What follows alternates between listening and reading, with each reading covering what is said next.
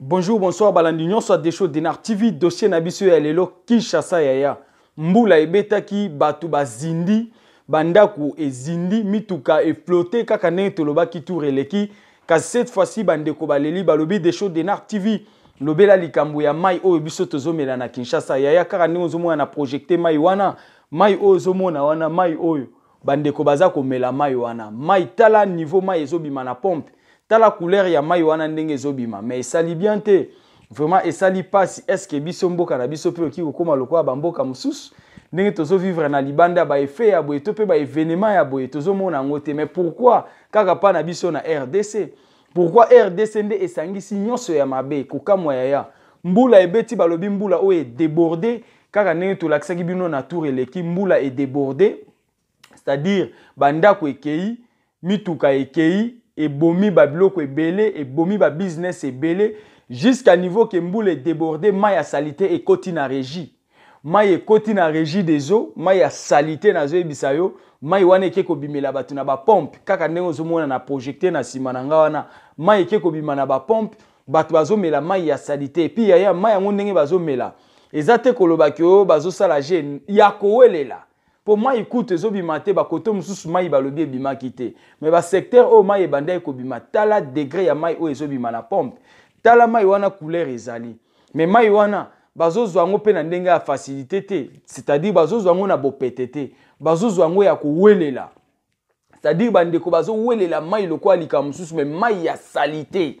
Eloko ekamwisi na kati balobi des choses d'Enar TV. Tala mai o tozowelela. Eza même pas mai ya bien. Et ça même pas mai ya normal, mais mai ya salité. Nde mai o population ezowele la. Mai ya salité, nde o batu bazowele la po ba kende komela pe ba lambela. Parce qu'on a tuni boye, est-ce que mai ya boye batu ba oki ko vivre longtemps na ndimité. Po ba mai ya boye nde zo ya na ba typhoïde. Parce que tant débordement salami et koti na régie des eaux, pompe tindiki mai wana nyonso na ba cité batu ba ke kozwa bazomela. Mais e koti na ba salité nyonso na kati. C'est-à-dire, biso pe na Congo, tous na ba possibilité te ya ko purifier mai. Tu vois? Bat nyonso ba na ba capacité on a te ya ko somba ba comprimer pour na ko purifier mai pour muta mela non. Ou bien pour na ko désinfecter mai muta mela non. Bat nyonso ba na ba capacité on a te. Ba msusu bazozo ngoka ne omoni ezobima na pompe wana amelimba la moko. C'est ça. Le bikuna bande konapso bazozo ba typhoïde, bat bazobela ba maladie belé ba maladie moko très compliqué o bat bazo ko ka kobika te. Salima wa pasi na soni.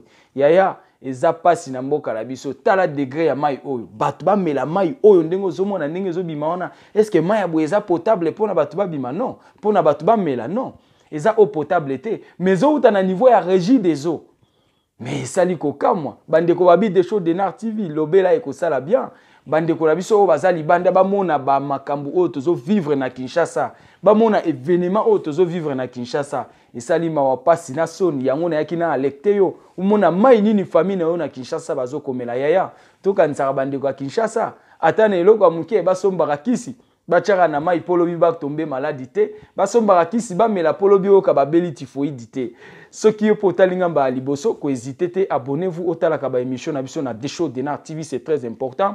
Lelo na pokwa 19h émission na biso ebandi sur des choses d'Enar TV chaque dimanche tozana émission en direct sur des choses d'Enar TV et kozala bien yo pour participer ba réflexion na yo eza très important ezala ki ya bino humble serviteur l'homme de bonne foi tokutani na pokwa 19h ciao. Des choses d'Enar TV pona koyoka bansango sango ya mboka ye basango ya Afrika ye basango ya Europa ye basango ya mokili mobimba. Des choses d'Enar TV pona koyoka bansango basango ya mboka ye basango ya Afrika ye basango ya Europa ye basango ya mokili mobimba.